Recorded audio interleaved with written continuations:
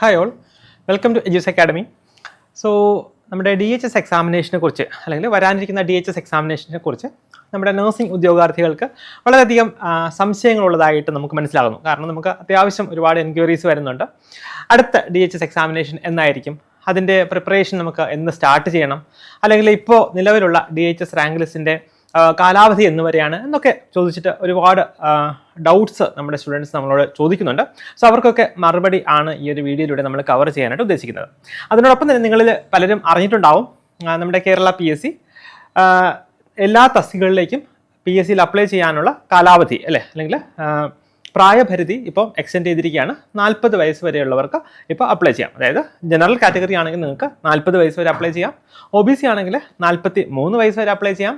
അതല്ല SC/ST category ആണെങ്കിൽ നിങ്ങൾക്ക് 45 വയസ്സ് വരെ നിങ്ങൾക്ക് അപ്ലൈ ചെയ്യാം. അവസാനത്തെ DHSൻ്റെ റാങ്ക് ലിസ്റ്റ് നിലവിൽ വന്നത് നവംബർ മാസം 2024 അതായത് നിങ്ങൾക്കറിയാമല്ലോ, PSCയുടെ റാങ്ക് ലിസ്റ്റ് വന്നു കഴിഞ്ഞാൽ ഒരു 3 വർഷത്തെ കാലാവധി ആയിരിക്കും PSCയുടെ റാങ്ക് ലിസ്റ്റിന് ഉണ്ടാവുക. സോ ആ ഒരു കണക്ക് വെച്ച് നമ്മൾ നോക്കുകയാണെങ്കിൽ 2027 നവംബർ മാസം ആകുമ്പോഴത്തേക്ക് ആ ലിസ്റ്റ് എക്സ്പയർ ആവും. PSCയുടെ പുതിയ അല്ലെങ്കിൽ ഈ അടുത്ത കാലത്തൊക്കെ വിളിക്കുന്ന എക്സാം നമ്മൾ പരിശോധിക്കുകയാണെങ്കിൽ ഒരു ലിസ്റ്റ് എക്സ്പയർ ആകുന്നതോടൊപ്പം തന്നെ പുതിയൊരു ലിസ്റ്റ് സാധാരണ ലൈവായിട്ട് വരാറുണ്ട്. സോ ആ ഒരു കണക്ക് നമ്മൾ പരിശോധിക്കുകയാണെങ്കിൽ ഏകദേശം ഒരു 1.5 വർഷത്തിനുള്ളിൽ, അതായത് നിലവിലെ റാങ്ക് ലിസ്റ്റ് കാലാവധി തീരുന്നതിന് 1.5 വർഷത്തിന് ഉള്ളിൽ അതിൻ്റെ നോട്ടിഫിക്കേഷൻ വരും. പിന്നെ അതിൻ്റെ എക്സാമിനേഷൻ, ബാക്കിയുള്ള എല്ലാ പ്രോസസ്സും ഒക്കെ ഏകദേശം 1 വർഷം 1.5 വർഷം കൊണ്ടായിരിക്കും കംപ്ലീറ്റ് ചെയ്ത് കഴിയുക. സോ എങ്കിൽ മാത്രമേ കൃത്യമായിട്ടുള്ള ഒരു പോസ്റ്റിങ് കാര്യങ്ങളൊക്കെ നടക്കത്തുള്ളൂ. സോ ആ ഒരു കണക്ക് വെച്ച് നമ്മൾ നോക്കുകയാണെങ്കിൽ 2027 നവംബറിൽ നമ്മുടെ നിലവിലെ റാങ്ക് ലിസ്റ്റിൻ്റെ കാലാവധി കഴിയും.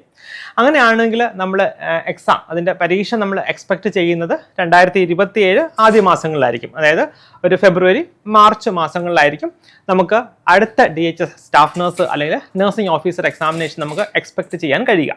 അപ്പോൾ നിങ്ങൾ ഒന്ന് ഓർത്തുവാണേ, അതായത് ഇപ്പോൾ ഫെബ്രുവരി 2026 കൃത്യം 1 വർഷം അല്ലെങ്കിൽ ഒരു 13-14 മാസങ്ങൾക്ക് ശേഷം നമുക്ക് അടുത്ത എക്സാമിനേഷൻ DHSൻ്റെ നഴ്സിംഗ് ഓഫീസർ അല്ലെങ്കിൽ സ്റ്റാഫ് നഴ്സ് എന്ന തസ്തികയിലേക്ക് അടുത്ത എക്സാമിനേഷൻ നടക്കുന്നതായിരിക്കും.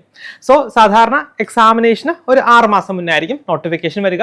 അങ്ങനെ നമ്മൾ നോക്കുകയാണെങ്കിൽ ഈ വർഷം 2026 ഒരു ജൂലൈ ഓഗസ്റ്റ് മാസങ്ങളിൽ കേട്ടോ, ജൂലൈ ഓഗസ്റ്റ് സെപ്റ്റംബർ മാക്സിമം പോയാൽ ഒക്ടോബർ, അതിനുള്ളിൽ നമുക്ക് നോട്ടിഫിക്കേഷൻ പ്രതീക്ഷിക്കാം. അപ്പം നമുക്കറിയാം നമ്മുടെ പരീക്ഷയുടെ ഏകദേശം രീതിയൊക്കെ അറിയാം അല്ലേ. അതായത് നമ്മുടെ DME എക്സാമിനേഷൻ കഴിഞ്ഞിട്ട് അധികം ആയിട്ടില്ല. സോ DME എക്സാമിനേഷൻ കഴിഞ്ഞപ്പോഴത്തേക്ക് തന്നെ നമ്മുടെ ഒരുപാട് കുട്ടികളൊക്കെ വിളിച്ച് ഒരുപാട് പരാതി പരിഭവമൊക്കെ പറഞ്ഞാണ്, ഒരു ദിവസം കൂടെ പഠിച്ചിരുന്നെങ്കിൽ അല്ലെങ്കിൽ 2-3 ദിവസം കൂടെ പഠിച്ചിരുന്നെങ്കിൽ എനിക്ക് കുറേ ക്വസ്റ്റ്യൻസും കൂടെയൊക്കെ ശരിയാക്കാമായിരുന്നു, അങ്ങനെ ആയിരുന്നെങ്കിൽ എനിക്ക് ഉറപ്പായിട്ട് റാങ്ക് ലിസ്റ്റിൽ എൻ്റെ പേര് വരുമായിരുന്നു. അങ്ങനെ ജസ്റ്റ് മിസ്സായിട്ടുള്ള ഒരുപാട് കാൻഡിഡേറ്റ്സ് ഉണ്ട്. സോ അവരോടൊക്കെ എനിക്ക് പറയാനുള്ളത്, നിങ്ങൾ നമ്മുടെ ലക്ഷ്യസ്ഥാനത്ത് എത്തുന്നത് വരെ നിങ്ങൾ പരിശ്രമിച്ചു കൊണ്ടേയിരിക്കുക. അങ്ങനെ പരിശ്രമിച്ചു കഴിഞ്ഞാൽ നിങ്ങൾക്ക് ഉറപ്പായിട്ട് റാങ്ക് ലിസ്റ്റിൽ ഇടം പിടിക്കാം. റാങ്ക് ലിസ്റ്റിൽ ഇടം പിടിച്ചിട്ട് കാര്യമില്ല, മുന്നിലേക്ക് നിങ്ങൾക്ക് അല്ലെങ്കിൽ റാങ്ക് ലിസ്റ്റിൻ്റെ മുകളിലേക്ക് നിങ്ങൾക്ക് ഇടം പിടിക്കാം. അങ്ങനെയാണെങ്കിൽ നമുക്ക് ഉറപ്പായിട്ട് നഴ്സിംഗ് ഓഫീസർ എന്ന് പറയുന്ന ഒരു പോസ്റ്റ് നമുക്ക് സ്വന്തമായി വരും അല്ലേ. സോ അങ്ങനെയാണെങ്കിൽ ഞാൻ പറഞ്ഞല്ലോ, നോട്ടിഫിക്കേഷൻ നമ്മൾ ഈ വർഷം ഒരു ജൂലൈ ഓഗസ്റ്റ് സെപ്റ്റംബർ മാസങ്ങളിലാണ് നമ്മൾ പ്രതീക്ഷിക്കുക. അപ്പം ഇനി അധികം നാളില്ല നമ്മുടെ അടുത്ത DHSൻ്റെ നോട്ടിഫിക്കേഷന് വേണ്ടി. സോ അതിനുവേണ്ടി നിങ്ങൾ പ്രിപ്പയർ ചെയ്യാൻ റെഡി ആണെങ്കിൽ കേട്ടോ, നിങ്ങൾ നന്നായിട്ട് ആത്മാർത്ഥമായിട്ട് നിങ്ങൾ തയ്യാറെടുക്കാൻ റെഡി ആണെങ്കിൽ ഉറപ്പാണ് നിങ്ങൾക്ക് ഈ ജോലി നല്ല റാങ്കോട് കൂടി നിങ്ങൾക്ക് നേടിയെടുക്കാൻ കഴിയും. അതോടൊപ്പം തന്നെ നമ്മുടെ DHS nursing officer DHS nursing ഓഫീസറിൻ്റെ പ്രത്യേകതകൾ അല്ലെങ്കിൽ ജോബിൻ്റെ പ്രത്യേകതകൾ എന്തൊക്കെയാണെന്ന് നമുക്ക് നോക്കാം. ഒന്നാമതായിട്ട് ഒരു പെർമനൻ്റ് ആയിട്ടുള്ള ഗവൺമെൻറ് ജോബാണ് നിങ്ങൾക്ക് ലഭിക്കുക അല്ലേ. അതായത് ഇപ്പോൾ നമ്മൾ സാധാരണ ഒരു ഡിഗ്രിയൊക്കെ പാസ്സായതിനു ശേഷം ഒരുപാട് ഉദ്യോഗാർത്ഥികളോടൊപ്പം നമ്മൾ മത്സരിച്ച് നമ്മളൊരു ഡിഗ്രി ലെവൽ പരീക്ഷയൊക്കെ എഴുതി പാസ്സായി കഴിഞ്ഞാൽ കിട്ടുന്നതിനേക്കാൾ ഏറെ ശമ്പളമാണ് നമുക്ക് ഈ ഒരു ഗവൺമെൻറ് ജോലിയിലൂടെ കിട്ടുക. അതുകൂടാതെ തന്നെ നമുക്ക് പെർമനൻ്റ് ആയിട്ടല്ലേ നമ്മുടെ ഒരു ജീവിതകാലം മുഴുവൻ നമുക്ക് സുഖമായിട്ട് ജീവിക്കാനുള്ള ഒരു ജോലി, അത്യാവശ്യം സാലറി അത്യാവശ്യം ഹൈ സാലറിയാണ്. അതായത് ഈ നിലവിലെ ഒരു സാലറി സ്കെയിൽ വെച്ച് നമ്മൾ നോക്കുകയാണെങ്കിൽ 50,000 രൂപയ്ക്ക് മുകളിൽ നിങ്ങൾക്ക് സാലറി ലഭിക്കുന്നതായിരിക്കും. സോ 50,000 രൂപ വെച്ച് നമുക്ക് കേരളത്തിൽ ജീവിക്കാനായിട്ട് യാതൊരു വിധത്തിലുള്ള പ്രയാസം ഉണ്ടാവില്ല അല്ലേ. സോ നല്ല സാലറി നമുക്ക് പ്രതീക്ഷിക്കാം. രണ്ടാമത്തേതായിട്ട് നമുക്ക് സൊസൈറ്റിയിലുള്ള ഒരു റെസ്പെക്റ്റ് സ്റ്റാറ്റസും ഒക്കെ നിങ്ങളൊന്ന് ഇമാജിൻ ചെയ്ത് നോക്കിയേ. അതായത് നമ്മളൊരു പ്രൈവറ്റ് ഹോസ്പിറ്റലാണ് വർക്ക് ചെയ്യുന്നത്, ഒരു 15,000 രൂപയ്ക്കൊക്കെ ആയിരിക്കും നമ്മൾ വർക്ക് ചെയ്യുക അല്ലേ. സോ അങ്ങനെ അത് വെച്ച് കമ്പയർ ചെയ്യുമ്പോഴത്തേക്ക് നമ്മൾ ഒരു ഗവൺമെൻറ് ഹോസ്പിറ്റലിൽ ഒരു നഴ്സിംഗ് ഓഫീസറായിട്ട് നമ്മൾ ജോലി ചെയ്യുകയാണെങ്കിൽ ഈവൻ നമ്മുടെ നാട്ടിലൊക്കെ ഉള്ള ആൾക്കാർ നമ്മുടെ കോൺടാക്ട് നമ്പരൊക്കെ മേടിച്ച് വയ്ക്കും അല്ലേ, അവർക്ക് പല സഹായവും ആവശ്യമൊക്കെ ഉണ്ടാകും. സോ നമുക്ക് ആ രീതിയിലുള്ളൊരു സമൂഹത്തിൽ നിന്നുള്ള ഒരു അംഗീകാരം ലഭിക്കും. അതുകൂടാതെ തന്നെ നമ്മുടെ കുടുംബത്തിന് അല്ലെ, ഒരു ഗവൺമെൻറ് ഉദ്യോഗസ്ഥ അല്ലെങ്കിൽ ഒരു ഗവൺമെൻറ് ഉദ്യോഗസ്ഥൻ എന്നുള്ള ഒരു പരിഗണന നമുക്ക് നമ്മുടെ കുടുംബത്തിനും പിന്നെ നമ്മുടെ ഭാവി തലമുറയ്ക്കും ലഭിക്കും. സോ നമ്മൾ ഇപ്പോൾ കുറച്ചൊന്ന് കഷ്ടപ്പെടാൻ തയ്യാറാണ് എങ്കിൽ നിങ്ങൾക്ക് ഉറപ്പായിട്ട് ഈ ഒരു പോസ്റ്റിലേക്ക് എത്തിച്ചേരാനായിട്ട് കഴിയും. അതുകൂടാതെ DHS പോസ്റ്റ് നമുക്കറിയാം അല്ലേ, അതായത് നമ്മുടെ ഡിസ്ട്രിക്ട് ഹോസ്പിറ്റൽസ്, ജനറൽ ഹോസ്പിറ്റൽസ്, പിന്നെ primary health centres, community health centres, ഇങ്ങനെയുള്ള ഹെൽത്ത് സെൻറ്റേഴ്സിലും ഹോസ്പിറ്റൽസിലും ഒക്കെയാണ് നമ്മുടെ പോസ്റ്റിംഗ് വരിക.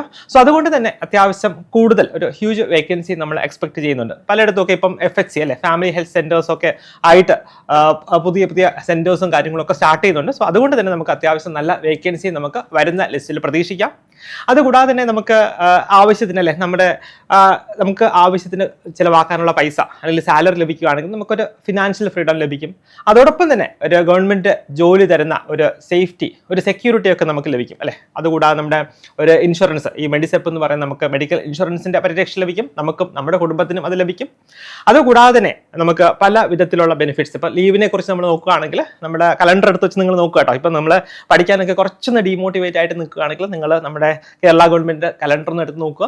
അതിലുള്ള എല്ലാ ചുവന്ന അക്ഷരങ്ങളും നിങ്ങൾക്ക് അവധിയാണ് അല്ലേ. അതായത് ഒരു കലണ്ടറിൽ ഇപ്പം എത്ര റെഡ് വെച്ചിട്ട് എത്ര ഡേയ്സ് മാർക്ക് ചെയ്തിട്ടുണ്ടോ അതൊക്കെ നമുക്ക് അവധിയാണ്.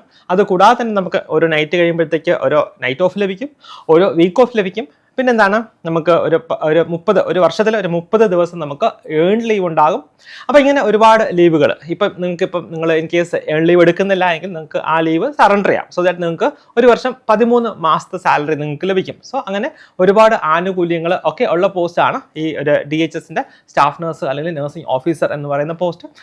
നമ്മുടെ വർക്ക് ലോഡ് കമ്പാരിറ്റീവ്ലി നമ്മൾ പ്രൈവറ്റ് ഹോസ്പിറ്റലൊക്കെ നമ്മൾ കമ്പയർ ചെയ്യുകയാണെങ്കിൽ വർക്ക് ലോഡ് നമുക്ക് അത്യാവശ്യം കുറവാണ്. നഴ്സിംഗ് പ്രൊസീജിയേഴ്സ് മാത്രം ചെയ്താൽ മതിയാവും.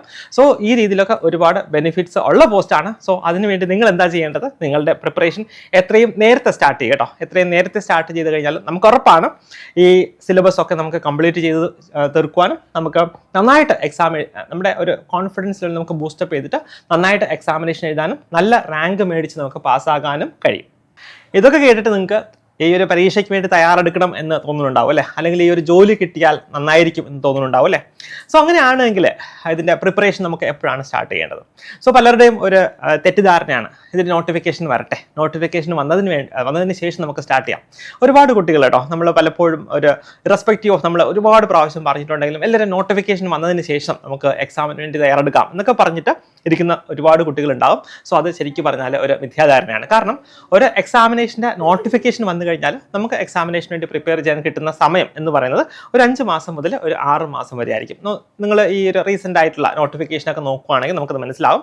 നോട്ടിഫിക്കേഷൻ വന്നു കഴിഞ്ഞാൽ ഒരു 5 മാസം അല്ലെങ്കിൽ 6 മാസമായിരിക്കും നമുക്ക് ഈ ഒരു എക്സാമിന് വേണ്ടി പ്രിപ്പയർ ചെയ്യാനായിട്ട് ലഭിക്കുന്ന സമയം എന്ന് പറയുക.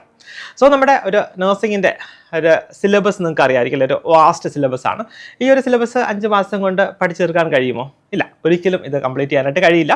സോ നിങ്ങൾ ചെയ്യേണ്ടത് ഈ നോട്ടിഫിക്കേഷൻ വരുന്നത് വരെ നിങ്ങൾ വെയിറ്റ് ചെയ്ത് നിൽക്കാതെ നേരത്തെ തന്നെ നിങ്ങളുടെ പഠനം നിങ്ങൾ സ്റ്റാർട്ട് ചെയ്യുക എന്നുള്ളതാണ്. ശരിക്കും പറഞ്ഞാൽ ഈ ഒരു പഠനം ഒരു ഹെക്ടിക്കായിട്ട് നമ്മൾ കൺസിഡർ ചെയ്യേണ്ട കാര്യമൊന്നുമില്ല.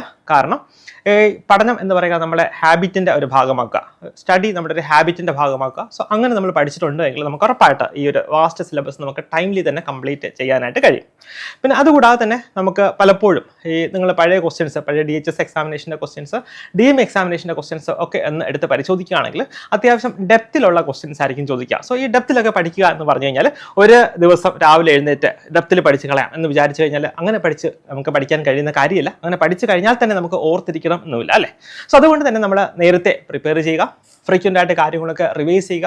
നേരത്തെ പ്രിപ്പയർ ചെയ്താൽ മാത്രം പോരാ, കൺസിസ്റ്റൻ്റ് ആയിട്ട് അല്ലേ എല്ലാ ദിവസവും നമ്മൾ പഠിക്കുക. സോ അങ്ങനെ നമ്മൾ പഠിക്കുമ്പോഴത്തേക്ക് നമുക്ക് ശരിക്കും പറഞ്ഞാൽ ഒരാൾ മോണിറ്റർ ചെയ്യാനുണ്ടാവണം അല്ലേ. ഒന്നുകിൽ നമ്മൾ അത്രയും സപ്പോർട്ട് ചെയ്യുന്ന ഒരാളുണ്ടാവണം, അല്ലെങ്കിൽ ഒരു മെൻറ്റർ സപ്പോർട്ടൊക്കെ ലഭിക്കുന്ന തരത്തിലുള്ള ആരെങ്കിലും നമ്മളെ സപ്പോർട്ട് ചെയ്യാൻ ഹെൽപ്പ് ചെയ്യാനുണ്ട് എങ്കിൽ നമുക്ക് എല്ലാ ദിവസവും കൺസിസ്റ്റൻ്റ് ആയിട്ട് നന്നായിട്ട് പഠിക്കാൻ കഴിയും.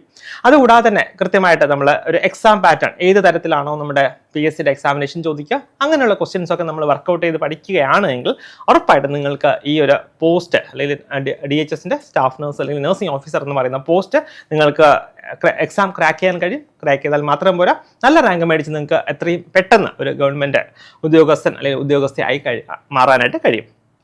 ഇനി ഞാൻ നിങ്ങളോട് പറയാനായിട്ട് ഉദ്ദേശിക്കുന്നത് നമ്മുടെ എജ്യൂസ് അക്കാഡമിയുടെ ക്ലാസ്സുകളെ കുറിച്ചാണ്. ഇതിനോടകം തന്നെ നമ്മുടെ പല കുട്ടികളും അല്ലെ ഒരു വൈഡായിട്ട് നമുക്കൊരു അക്സെപ്റ്റൻസ് കിട്ടിയ ക്ലാസ്സുകളാണ് നമ്മുടെ എജ്യൂസ് അക്കാഡമിയുടെ ക്ലാസ്സുകൾ എന്ന് പറയുന്നത്. കഴിഞ്ഞ DME എക്സാമിനേഷൻ, അതുകൂടാതെ തന്നെ നമ്മുടെ JPHN എക്സാമിനേഷനൊക്കെ നിരവധി റാങ്കുകൾ അല്ലേ. കഴിഞ്ഞ JPHN എക്സാമിനേഷനെ കുറിച്ച് പറയുകയാണെങ്കിൽ എനിക്ക് തോന്നുന്നു ഏകദേശം 10-ലധികം ഒന്നാമത്തെ റാങ്ക് നമ്മുടെ എജ്യൂസ് അക്കാഡമിയുടെ കുട്ടികൾക്ക് സ്വന്തമാക്കാനായിട്ട് കഴിഞ്ഞു. അതുകൂടാതെ 300-ലധികം റാങ്കുകൾ നമുക്ക് ഈ 2025 തന്നെ സ്വന്തമാക്കാനായിട്ട് കഴിഞ്ഞു, നമ്മുടെ കുട്ടികൾ കേട്ടോ സ്വന്തമാക്കാനായിട്ട് കഴിഞ്ഞു. സോ അതിന് വേണ്ടിയുള്ള അല്ലെങ്കിൽ കൃത്യമായിട്ടുള്ള ഗൈഡൻസ്, കൃത്യമായിട്ടുള്ള ക്ലാസ്സുകളാണ് അവരെ ഈ ഒരു റാങ്ക് ഒക്കെ നേടാനായിട്ട് സഹായിച്ചത്. സോ എക്സ്പേർട്ട് ആയിട്ടുള്ള ക്ലാസ്സുകൾ, എക്സ്പേർട്ട് ആയിട്ടുള്ള ഫാക്കൽറ്റിയുടെ ക്ലാസ്സുകൾ നിങ്ങൾക്ക് നമ്മുടെ എജ്യൂസ് അക്കാഡമി വഴി ലഭിക്കുന്നതായിരിക്കും. അതുകൂടാതെ കോംപ്രിഹെൻസീവ് കവറേജ്, അതായത് ഈ സിലബസ് കംപ്ലീറ്റ് കവർ ചെയ്ത്, അതായത് മൾട്ടിപ്പിൾ ടൈംസ് നമ്മൾ ഒരു പ്രാവശ്യം നമ്മൾ ഡീറ്റെയിൽ ആയിട്ട് കവർ ചെയ്ത് കഴിഞ്ഞാൽ മൾട്ടിപ്പിൾ ടൈംസ് റിവിഷൻ കഴിഞ്ഞതിന് ശേഷമായിരിക്കും നിങ്ങൾ എക്സാമിനേഷന് വേണ്ടി പോവുക. നമ്മുടെ പഴയ സ്റ്റുഡൻസിനോടൊക്കെ ചോദിച്ചു കഴിഞ്ഞാൽ അറിയാം, DME എക്സാമിനേഷൻ തന്നെ നമ്മൾ ഒരു മാരത്തോൺ റിവിഷൻ ഉൾപ്പെടെ അല്ലേ ഒരുപാട് പ്രാവശ്യമൊക്കെ റിവിഷനൊക്കെ കൊടുത്തിട്ടാണ് നമ്മൾ സ്റ്റുഡൻസിനെ വിട്ടത്. കൂടാതെ നമ്മുടെ എജ്യൂസ് അക്കാഡമിയുടെ ക്ലാസ്സിൻ്റെ പ്രത്യേകതയാണ് ഫ്ലെക്സിബിൾ ആയിട്ടുള്ള ഒരു ലേണിംഗ് അറ്റ്മോസ്ഫിയർ. നിങ്ങളുടെ സമയത്ത് എപ്പോഴാണ് നിങ്ങൾക്ക് ഒഴിവുള്ളത്, പലരും ഒക്കെ വർക്കിംഗ് ആയിരിക്കും, വേറെ പല റെസ്പോൺസിബിലിറ്റി ഒക്കെ ഉള്ളവരായിരിക്കും. അങ്ങനെയുള്ളവർക്ക് ഫ്രീ ആകുന്ന സമയത്ത് ഫ്രീ ആകുന്ന മുറയ്ക്ക് ക്ലാസ്സുകൾ പഠിക്കാനുള്ള സൗകര്യം ഉണ്ടാകും. കൂടാതെ തന്നെ സ്റ്റഡി മെറ്റീരിയൽസ് നമ്മുടെ കുട്ടികൾക്ക് ലഭിക്കുന്നതായിരിക്കും. അപ്പോൾ ഈ രീതിയിൽ നമ്മൾ നന്നായിട്ട് പഠിക്കാൻ, ഇൻറ്റൻസീവായിട്ട് ഡെപ്തിൽ പഠിക്കാൻ തയ്യാറാണ് എന്നുണ്ടെങ്കിൽ നിങ്ങൾക്ക് ഉറപ്പായിട്ട് ഞങ്ങളോടൊപ്പം ചേർന്ന് പഠിക്കാം. അപ്പോൾ നമ്മുടെ സക്സസ് സ്റ്റോറീസിൻ്റെ കാര്യങ്ങളൊക്കെ ഞാൻ പറഞ്ഞിട്ടുണ്ട് അല്ലേ. നമ്മുടെ യൂട്യൂബ് ചാനൽ ഒക്കെ നിങ്ങളൊന്ന് സെർച്ച് ചെയ്ത് നോക്കുക. സോ ദാറ്റ് നമുക്ക് ആ റിയലിസ്റ്റിക് ആയിട്ടുള്ള അനുഭവം, നമ്മുടെ പഴയ കുട്ടികളുടെയൊക്കെ അനുഭവം, നിങ്ങൾക്ക് എക്സ്പീരിയൻസ് ഒക്കെ അതിൽ നിന്ന് നിങ്ങൾക്ക് മനസ്സിലാക്കാനായിട്ട് കഴിയും. നന്നായിട്ട് നിങ്ങൾ പഠിക്കുകയാണെങ്കിൽ നിങ്ങൾക്ക് ഉറപ്പായിട്ട് ഈ വരുന്ന DHS എക്സാമിനേഷൻ എഴുതാനും പാസ്സാകാനും നല്ല റാങ്ക് മേടിച്ച് നിങ്ങൾക്ക് ജോലിയിൽ പ്രവേശിക്കാനും കഴിയും. അതിനുള്ള എല്ലാ ഭാഗ്യവും നിങ്ങൾക്ക് ഉണ്ടാകട്ടെ. All the best.